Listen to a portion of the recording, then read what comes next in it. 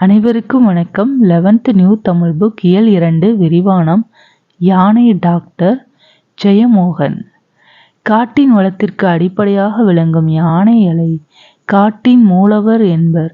மனிதர் அல்லாத உயிரினங்களில் தன்னை அறியும் ஆற்றலை பெற்றதும் மனிதர்களின் குணங்களில் பலவற்றை கொண்டதுமான யானைகள் நமது பண்பாடு கலைகளின் பிரிக்க முடியாத கூறாக விளங்குகின்றன. அவற்றுக்கு தெரிந்தோ தெரியாமலோ நாம் பல்வேறு இன்னல்களை இழைக்கிறோம். வானத்து நிலவும் மண்ணுலகத்துக்கு கடலும் போல் என்றும் அழுக்காத யானைகளின் பேருரு காட்சியை காண அவற்றின் தடத்தை பின்தொடர்வோம். Doctor V. கிருஷ்ணமூர்த்தி வனத்துறையின் மிருக டாக்டராக 30 ஆண்டுகளுக்கு முன்னர் டாப்ஸ்லிப்புக்கு வந்தவர். டாக்டர் கே என்று அனைவராலும் அன்புடன் அழைக்கப்பட்ட அவர் காட்டு மிருகங்களுக்கும் பழக்கப்படுத்தப்பட்ட மிருகங்களுக்கும் மருத்துவ உதவி அளிப்பதை பணியாக கொண்டவர். ஆனால் மெல்ல மெல்ல யானைகளுக்குரிய சிறப்பு மருத்துவராக அறியப்பட்டார். தமிழக வனத்துறையில் யானைகளை பற்றி நன்கு அறிந்தவர் என்று ஆன பின்னர் எங்கே யானைக்கு என்ன பிரச்சனை என்றாலும் அவர்தான் செல்ல வேண்டுமென்ற நிலை வந்தது. இந்தியாவில் மட்டுமல்ல, ஒரு கட்டத்தில் உலகத்தின் பல நாடுகளில் உள்ள யானைகளுக்கும் அவர்தான் மருத்துவ ஆலோசகர். டாக்டர் கே யானைகளின் உடல்நிலையை பேணுவதற்காக உருவாக்கிய விதிமுறைகளைத்தான் இந்திய வனவியல் துறையின் கையேடாக இன்றும் உள்ளது. கிட்டத்தட்ட அதே குறிப்புகளின் இன்னொரு வடிவமே காசிரங்கா மிருகங்களுக்கும் பயன்படுத்தப்படுகிறது என்கிறார்கள். ஒருமுறை முதுமலையில் ஒரு யானைக்கு கால் வீங்கி அது காட்டில் அலைவதாக தகவல் வந்தபோது டாக்டர் கேயுடன் நானும் வனத்துறை அதிகாரி என்ற முறையில் சென்றேன். காட்டுக்குள் அந்த யானை இருக்கும் இடத்தை குறும்பர் ஏற்கனவே கண்டு வைத்திருந்தார்கள். அவர்களை ஏற்றிக்கொண்டு ஜீப்பில் காட்டுக்குள் நுழைந்தோம். அதுவும் பழங்கால குதிரை பாதைதான். நெடுந்தூரம் சென்ற பின் ஜீப்பை நிறுத்திவிட்டு நானும் டாக்டரும் காட்டுக்குள் சரிவில் இறங்கி சென்றோம். துப்பாக்கியுடன் 2 வன காவலர்களும் மற்ற பொருட்களுடன் 2 குறும்பர்களும் எங்களுடன் வந்தார்கள். உடலை அறுக்கும் வேய் மூங்கில் இலைகளை அகற்றி டாக்டர் கே முன்னால் சென்று கொண்டே இருந்தார். தரையில் உள்ள வேர் முடிச்சுக்கள் என் கால்களை தடுக்கின. எழுவதை நெருங்கினாலும் டாக்டர் கே மிக கச்சிதமான உடல் கொண்டவர். காடு அவருக்கு மீனுக்கு கடலு போல. கொஞ்ச நேரத்தில் காட்டில் யானைகளின் நெடி மெலிவதாக வர ஆரம்பித்தது. யானைகள் ஏற்கனவே எங்களை கவனித்துவிட்டன என்று தெரிந்தது. மெல்லிய யானை உருமல் கேட்ட புல்வெளியில் 12 யானைகள் கூட்டமாக நிற்பதை கண்டோம்.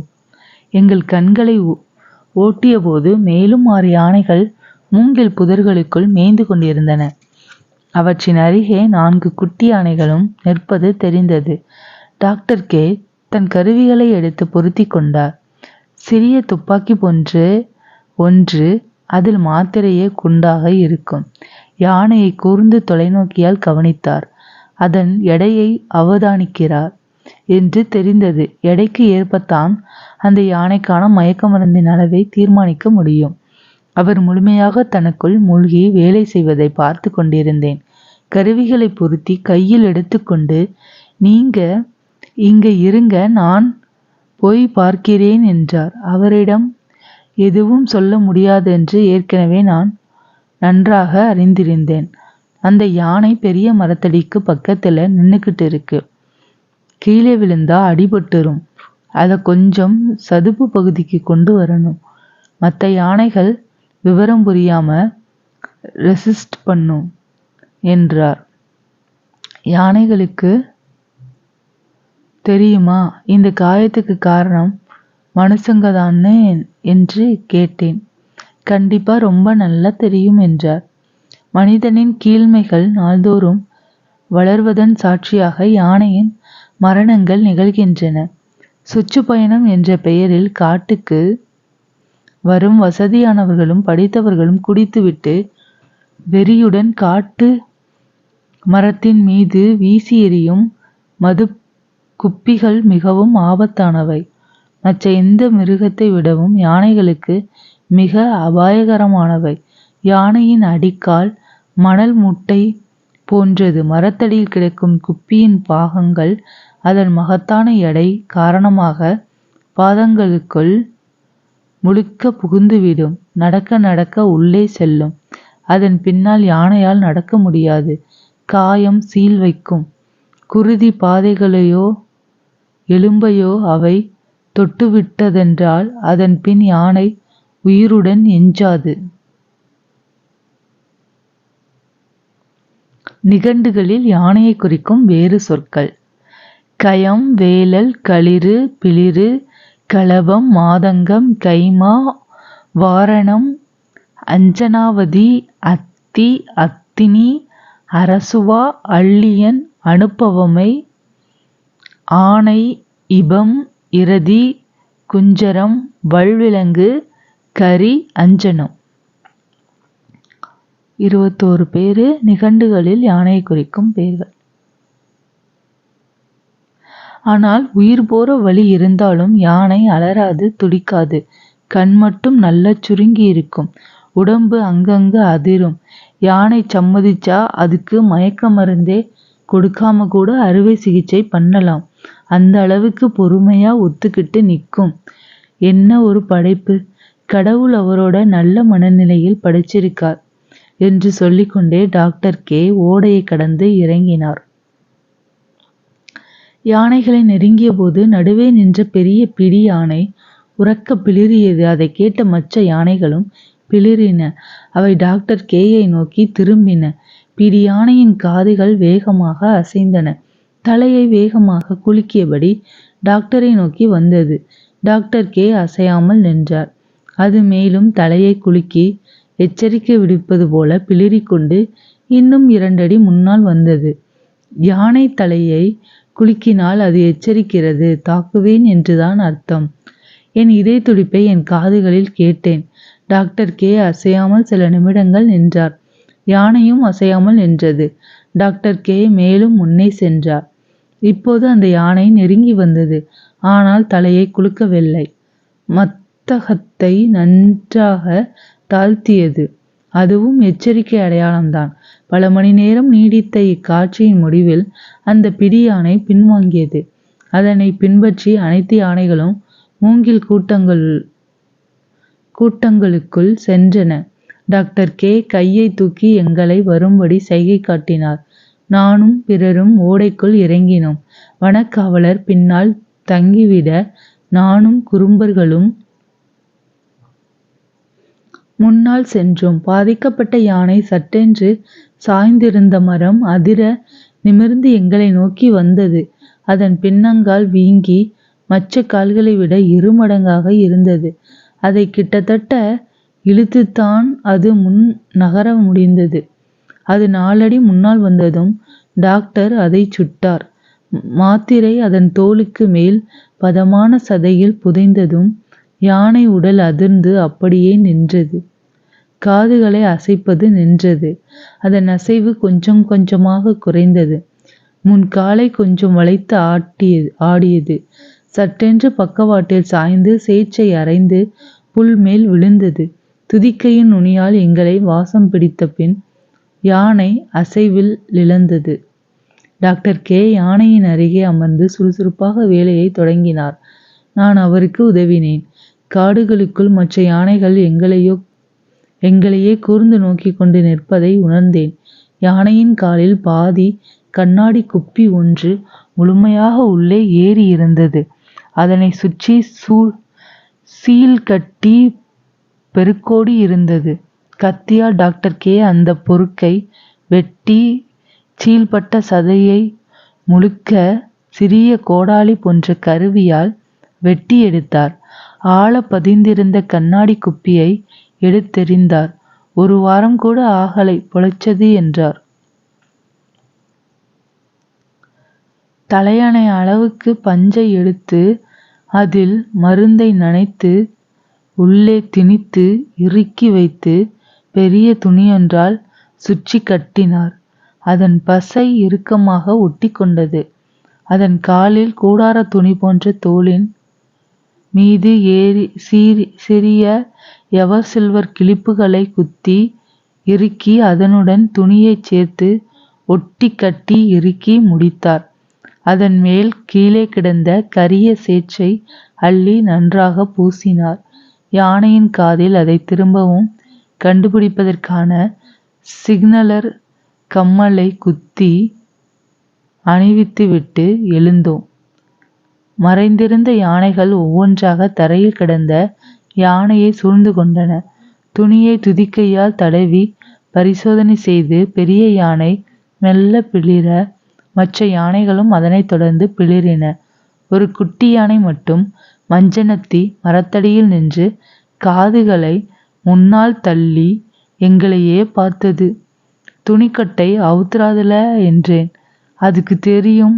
ஆனா யானைக்கு பொதுவா வெள்ளை நிறம் பிடிக்காது. சேறு பூசலைனா நிம்மதி இல்லாம காலை நோண்டிக்கிட்டே இருக்கும் என்றார். குணமாயிடுமோ என்றேன். அநேகமா 15 நாளிலே பழையபடி ஆயிடும். யானையோட ரெசிஸ்டன்ஸ் பயங்கரம். சாதாரண ஆன்டிபயாட்டிக் கூட அபாரமா வேலை செய்யும் என்றார். மீண்டும் டாப் ஸ்லிப்புக்கு காரில் திரும்பும்போது டாக்டர் கே, என்ன ஒரு அற்புதமான படைப்பு. என்னைக்காவது தமிழ்நாட்டிலே யானை இல்லாம போனா அப்புறம் நம் பண்பாட்டுக்கே என்ன அர்த்தம் என்றார். கால்வரை நில்லா கடுங்களிற்று ஒருத்தல் யாழ்வரை தங்கி யாங்கு. கலித்தொகை 2, 26, 27 அடிகள்.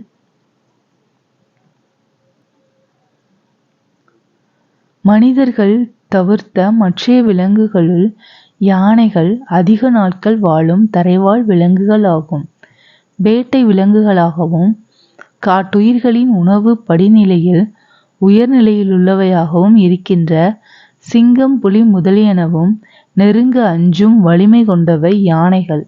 இவை குடும்பமாக வாழும் மிகுதியான நினைவாற்றல் கொண்டவை. யானைகளுள் 3 வகைகள் இன்று உலகில் எஞ்சியுள்ளன. அவை ஆப்பிரிக்க புதர்வெளி யானைகள், ஆப்பிரிக்க காட்டு யானைகள், ஆசிய யானைகள் ஆகியனவாகும். ஆப்பிரிக்க புதர்வெளி யானைகள், ஆப்பிரிக்க காட்டு யானைகள், ஆசிய யானைகள். பொதுவாக எல்லா யானைகளும் ஏறத்தாழ 70 ஆண்டுகள் வரை உயிர் வாழ்கின்றன. அடுத்த முறை அவரை யானை முகாமில் சந்தித்தேன். அவர் வந்ததும் 48 துதிக்கைகள் தலைக்கு மேல் எழுந்து அவரை வரவேற்றன. அவர் அவற்றுடன் கொஞ்சியபடி குலவியபடி வேலைகளில் மூழ்கினார். ஒவ்வொரு யானையாக பார்த்து பரிசோதனை செய்து அறிக்கைகளை தயாரித்து கொண்டிருந்தார். அவர் சொல்ல சொல்ல நான் எழுதினேன். நடுவே ஷெல்லி கொஞ்சம் கம்பன் கொஞ்சம் பரணர் பற்றி பேசினார். வனத்துறை அதிகாரி என்பதை மறந்த நான் மெல்ல மெல்ல அவரின் உதவியாளராகவும் ரசிகராகவும் மாணவராகவும் மாறிக்கொண்டிருந்தேன். ஒரு நாள் அவர் வீட்டுக்கு சென்றதுமே அவர் எழுதி வைத்திருந்த பெரிய ஆய்வேட்டை எடுத்து நீட்டினார். படிச்சு பாரு என்றார். அவருடன் பேசிக்கொண்டே இருந்ததில் இருட்டிவிட்டது. கிளம்புறியா? வேணுமனா இங்கேயே தங்கிக்கோ என்றார். அசதியாக இருந்ததால் நான் படுத்துக்கொண்டே படித்தேன். டாக்டர் இரவு உணவை 1/2 மணி நேரத்தில் சமைத்தார். இருவரும் அமைதியாக சாப்பிட்டோம். கோயில் யானைகளை காட்டுக்குள் கொண்டு வந்து பராமரித்து திருப்பி அனுப்புவதற்குண்டான செயல் திட்டத்தை பற்றி விளக்கி கொண்டிருந்தார். இரவு 10 மணிக்கு களைப்பு காரணமாக நான் படுத்து தூங்கிவிட்டேன். மீண்டும் விழித்தபோது அறையில் வெளிச்சம் இருந்தது. டாக்டர் கம்பளி சட்டையை போட்டு கொண்டிருந்தார். வெளியே ஏதோ சத்தம் கேட்குது, யானை வாசமும் அடிக்குது என்றார். யானை கூட்டம் வந்திருக்குமோ என்றேன். வழக்கமா இந்த பக்கம் வராது, ஏதோ காரணம் இருக்கணும் என்று டார்ச்சை எடுத்துக்கொண்டார். நானும் கிளம்பினேன். ஆனால் அதற்குள்ளாகவே டாக்டர் கே யானையை பார்த்து விட்டிருந்தார். குட்டி 2 வயசுக்குள்ள இருக்கும் என்று அவர் சுட்டிக்காட்டிய இடத்தில் சில கணங்களுக்கு பின் நானும் அந்த யானைக்குட்டியை கண்டேன். இந்த வயசிலே தனியா வராதே என்றார் டாக்டர். வா பாப்போம். இருட்டில் வெளிச்சத்தை அடித்தால் அதன் பின் சூழலை பார்க்க முடியாது என்பதால் இருட்டுக்குள்ளேயே சென்றோம். யானைக்குட்டி மெல்ல பிளிறியபடி துதிக்கையை தூக்கி மோப்பம் பிடித்தது. ஈசி ஈசி என்றார் டாக்டர். யானைக்குட்டி மெல்ல முன்னால் வந்தது. அது நெண்டுவது போல் இருந்தது. காயம் பட்டிருக்கு என்றேன். யானைக்குட்டி மீண்டும் நின்று ஜெர்சி பசு கத்தும் ஒளியில் பிளிறியது. மீண்டும் தள்ளாடியபடி முன் நகர்ந்தது. டாக்டர் என்னிடம் நில்லு என்று சொல்லிவிட்டு அருகே சென்றார். அது துதிக்கையை ஊசல் போல வீசி தலையை வேகமாக ஆட்டி அவரை வரவேற்றது. அவர் அந்த குட்டி யானையை தட்டி தட்டி அமைதியாக்கினார். இவனை படுக்க வைக்கணும். இப்ப சொல்லி புரிய வைக்க முடியாது. போய் என்னோட கிட்டை எடுத்துட்டு வா என்றார். நான் அறைக்குள் ஓடிச் சென்று அவரது பெரிய மருத்துவ பெட்டியை கொண்டு வந்தேன். டாக்டர் கே அதன் வாயில் ஊசி போட்டார். துதிக்கையை முன்னங்கால்களுக்கு நடுவிலிருந்து முன்பக்கம் வரை ஊஞ்சல் போல ஆட்டி முன்னும் பின்னும் உடலை அழைத்தது. ஆட்டம் தளர்ந்து மெல்ல பக்கவாட்டில் சரிந்து உட்கார்ந்து விழுந்து கால்களை நீட்டி படுத்தது. விளக்கு என்றார். நான் காட்டினேன். மறுபடியும் மதுக்குப்பி. இம்முறை அதன் கீழ் நுனிக்கால்களுக்கு வெளியே நீட்டி தெரிந்தது. யானை அதிக எடை இல்லாததனாலும் அதிக நாட்கள் ஆகாமல் இருந்ததனாலும் அது உள்ளே செல்லவில்லை. டாக்டர் அதை பிடித்து இழுத்து உருவினார். குருதி அவர் கையை நனைத்தது. கையை உள்ளே விட்டு மது குப்பியின் பாகம் ஏதும் இல்லை என்பதை உறுதி செய்து பஞ்சை மருந்தில் நனைத்து உள்ளே செலுத்தி கட்டினார். 1 மணி நேரத்தில் எந்திரிச்சிடுவான். காலையில முதுமலைக்கு திரும்பி போயிடுவான் என்றார். கே, முதுமலைக்கா என்றேன். ஆமா, அங்கே இருந்துதானே வந்திருக்கான். நீயும் இவனை பார்த்திருக்க. 1.5 வருஷம் முன்னாடி நாம முதுமலையில ஒரு யானைக்கு இதே மாதிரி மதுக்குப்பி எடுத்தோமே. அப்போ அந்த பெரிய மஞ்சனத்தி மரத்தடியில நின்னது இவன்தான். அப்ப ரொம்ப சின்ன குட்டி என்றார். எப்படி தெரியும் என்றேன்.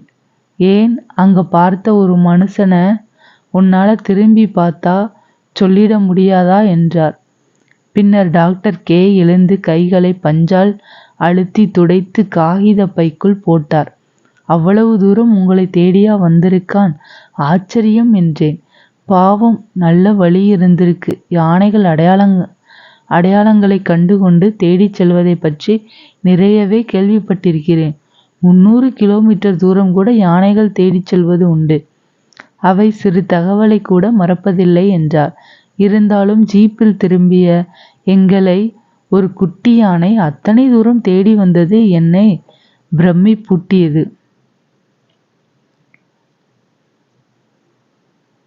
யானை டாக்டர் என்று அழைக்கப்பட்ட டாக்டர் வி. கிருஷ்ணமூர்த்தி தமிழகத்தின் முக்கியமான காட்டியல் வல்லுநர்களில் ஒருவர். யானைகளுக்காக தம் வாழ்நாளையே அர்ப்பணித்தவர். உலக புகழ்பெற்ற அறிவியல் இதழ்களில் ஆய்வு கட்டுரைகளை எழுதியிருக்கின்றார். வன பேணுனர்களுக்கு வழங்கப்படும் மிக உயரிய விருதான வேணுமேனன்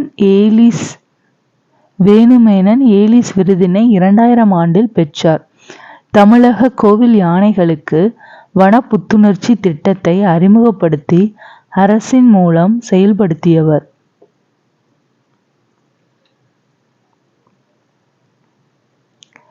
நாங்கள் மீண்டும் வீட்டுப்படியை அடைந்ததும் டாக்டர் கே காட்டை உற்று பார்த்தார். இருளுக்குள் மெல்லிய இருளசைவுகள் உருவாகின. பெரிய யானை கூட்டமே அங்கே நிற்பதை காண முடிந்தது. நான் விளக்கை அடிக்கப் போனேன். வேண்டாம் என்றார் டாக்டர். என்னால் அந்த கால் ஊனமான யானையை அதன் மெல்லிய கோணல் கொண்ட நடையை வைத்து அடையாளம் காண முடிந்தது. அவை முன்னால் வந்து அரைவட்டமாக காதுகளை அசைந்து கொண்டு நின்றன. வந்து கூட்டிக் கொண்டு போயிடும், வா என்று டாக்டர் சொல்லிக்கொண்டே திரும்பிய போது சட்டென்று 20க்கும் மேற்பட்ட யானை பிளிரல்கள் ஒன்றாக இணைந்து பேரொலி எழுப்பின. என் உடல் சிலிர்த்து கூசி கண்கள் பொங்கி நிறைந்து வழிந்தன. நெஞ்சடைக்க கைகூப்பியபடி ஒரு சொல் மிச்சமில்லாமல் மனம் இழந்து நின்றேன். யானை கூட்டம் துதிக்கைகளை தூக்கி வீசி சேர்ந்து மீண்டும் மீண்டும் பிளிரின. ஆம், தேவ துந்துபிகள் முழங்கின, வான்முரசுகள் இயம்பின, கருமேகம் திரண்ட விண்ணெங்கும் யானைமுக வானவர்களின் புன்னகை நிறைந்திருந்தது. என்னை வா என்று சொல்லி உள்ளே சென்றார் யானை டாக்டர். யானை டாக்டர் குறும்புதினத்தின் சுருக்கிய படிவம். நூல்வெளி. ஜெயமோகன் நாகர்கோவிலை சேர்ந்தவர். விஷ்ணுபுரம், கொற்றவை உள்ளிட்ட பல புதினங்களோடு சிறுகதைகளும் கட்டுரைகளும் எழுதியுள்ளார். இயற்கை ஆர்வலர். யானையை பாத்திரமாக வைத்து ஊமை சென்னாய், மத்தகம் ஆகிய கதைகளையும் எழுதியுள்ளார். இந்த குறும்புதினம் அறம் என்னும் சிறுகதை தொகுப்பில் இடம்பெற்று உள்ளது. புக் பேக்ல உள்ள இம்பார்ட்டன்ஸ் பார்க்கலாம்.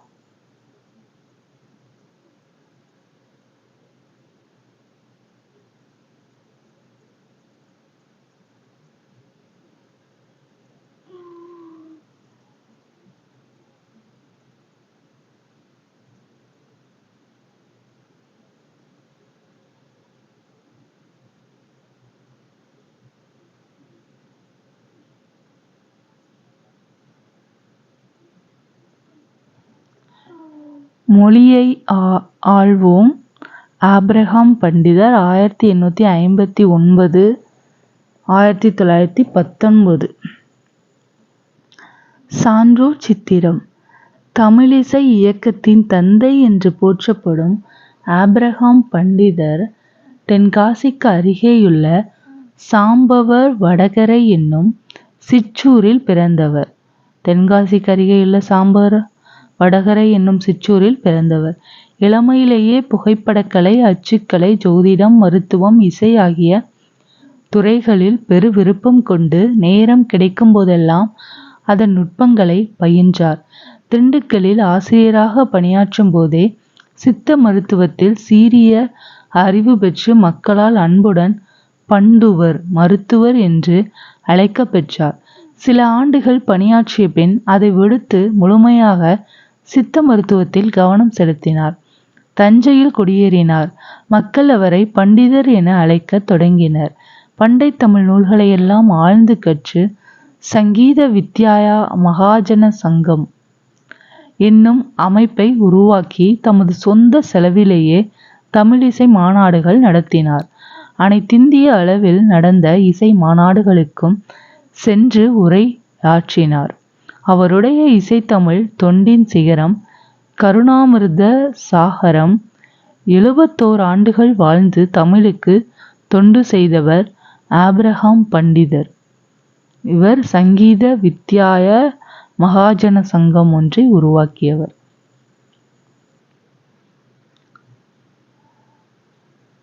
Just living is not enough. One must have sunshine, freedom and a little flower. Writer Hans Andersen. In nature, light creates the color. In the picture, color creates the lighter. Writer Hans Hofmann. Look deep into nature and then you will understand everything better. Albert Einstein. Simplicity is nature's first step and the last of art. Philip James Boyle. Roads were made for journeys, not destination. Confucius.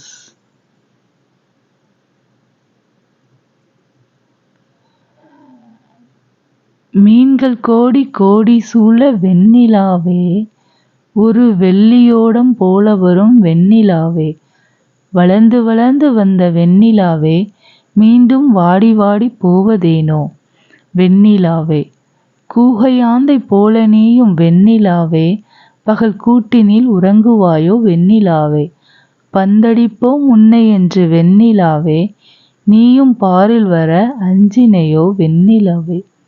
Kavimani.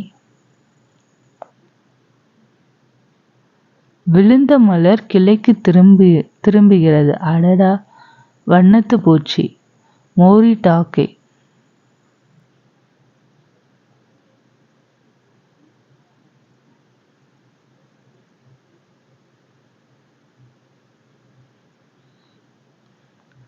கலைச்சொல் அறிவோம். இயற்கை வேளாண்மை organic farming, வேதி உரங்கள் chemical fertilisers, ஒட்டு விதை shell seeds, தொழு உரம் format manure, மதிப்புக்கூட்டு பொருள் வேல்யூ ஆடட் ப்ராடக்ட், வேர் முடிச்சுக்கள் ரூட் நோட்ஸ், தூக்கணாங்குருவி வேவர் பேட், அறுவடை ஹார்வெஸ்டிங். நூலாசிரியர் இயற்கை வேளாண்மை கோ. நம்மாழ்வார். யானைகள் அழியும் பேருயிர் ச. முகமது அலி க. யோகானந்த். பனைமரமே பனைமரமே ஆ. சிவசுப்பிரமணியன். பறவை உலகம் சலீம் அலி. பறவை உலகம் சலீம் அலி. Elephants, majestic creatures of the world, Shoshani J. Thank you.